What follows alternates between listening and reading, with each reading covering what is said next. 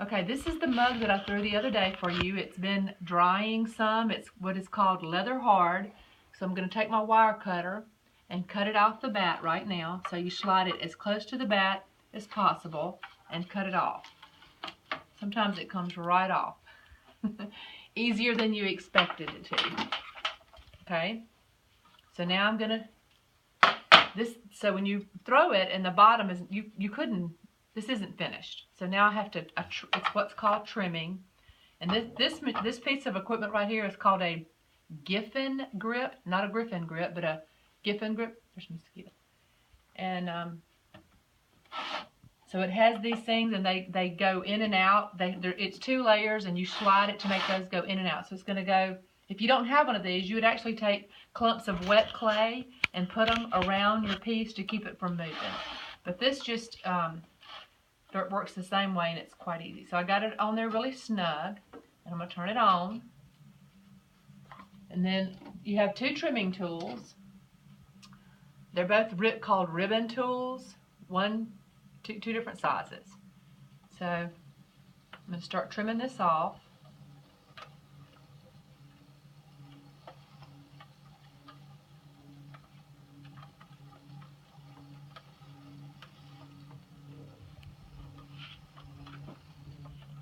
And you just kind of, I usually look down sideways like this to see if it looks like it's the shape I want it to be.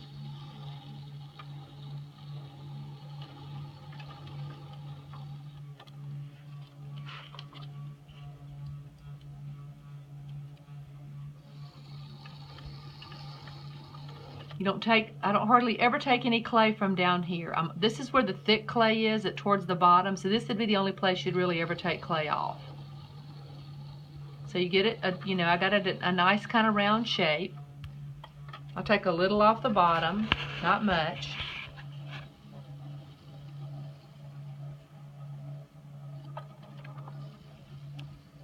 Just to get it nice and flat. Sometimes some of the clay from the bat, it's uneven. This one happened to be pretty smooth and even. Then you take the other tool, and I'm going to make what's called a foot. And make a line on the edge. I call it a wax line, because that's where I'm going to wax. You don't put glaze on the bottom or it will stick to the kiln shell.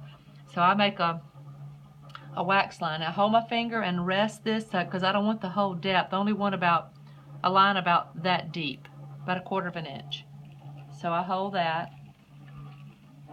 Oh, that's not supposed to happen.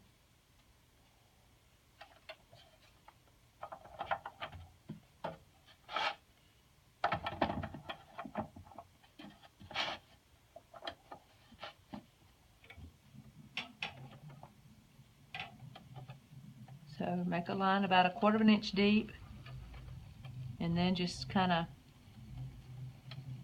round that off. You round that off because that way when it sits down on your counter or anything, it's not going to have a sharp edge. It would, cut your table or scratch your wood if it went anywhere. Just making sure I don't feel anything sticking out, taking off anything rough. That's very smooth. And the clay's pretty hard. Now I'm going to put a foot on the bottom. That was the wax line. Now I'm going to do what's called a foot. And that's just making a little indentation on the bottom.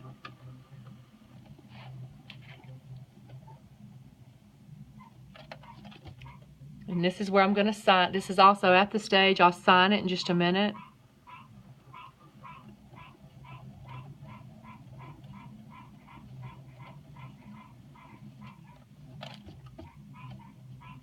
I know how thick the bottom of my pot is, so I'm only trimming just a little bit. But if your pot was very, very thick, this would be where you'd take it off, because if it's more than about 1/4 inch thick, it's going to crack.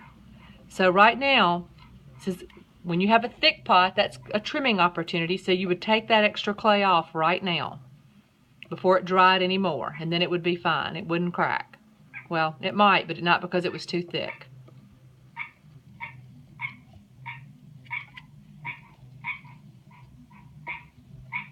And the other thing I want to make sure is that the bottom is nice and flat. So I keep a ruler or something here, and I'll just sit this on here and make sure that it's not going to rock. If it rocks, see it's that I can tell right now my middle is a little bit high, so I'm going to take a little bit more out of that middle.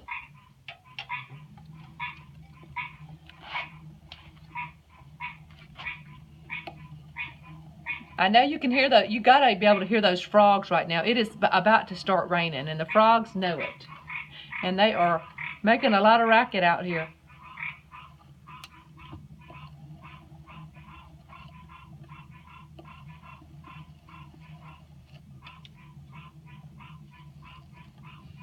Okay, I think that's probably good.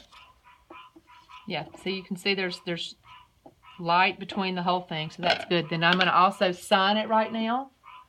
I take a pen that doesn't write anymore. It may have used to write, but it doesn't anymore. And sign whatever signature you're going to put on the bottom. I put my whole name. And my little signature thing that I do. So it's now, this is the point that if you don't sign it now, it'll be too hard. Or once it's fired, you can't do it then either. The other thing is, if I'm going to do any decorations, I'm also going to do that now. So I'm going to carve a little bit in it. Well, I thought I was. Where's my carving tool? Oh, here it is. Okay. When I write names and stuff on there, I always put me some guidelines just so that my writing is straight. This is a little tool I buy. If you can see that, are you sure that? This is a little tiny opening, a little wire right here on the end. It's little, it's real small. But that's what's going to carve in it. Won't go any deeper than this piece right here. So I just hold it steady and barely go in. And then scoot up a little bit. Make another one. And then this is where I'm going to write or carve. So then I'll go down here. This is my bottom guideline.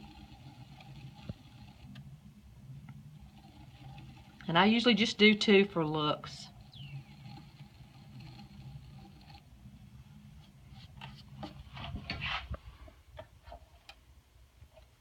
So I have 2. So now if I was going to carve something, bulldogs or someone's name, then I would also use the same tool and carve it right around here.